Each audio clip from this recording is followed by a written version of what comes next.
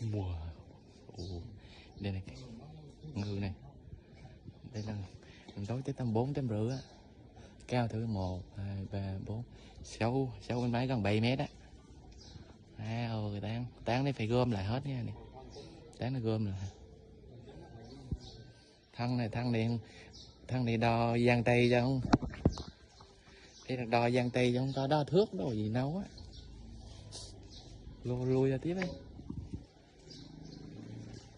Wow, wow.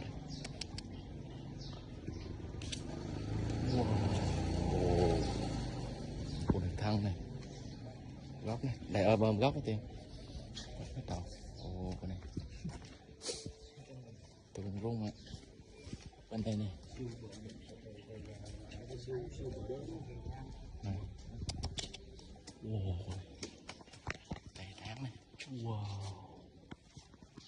rất là đông, quá đẹp đầy tháng không.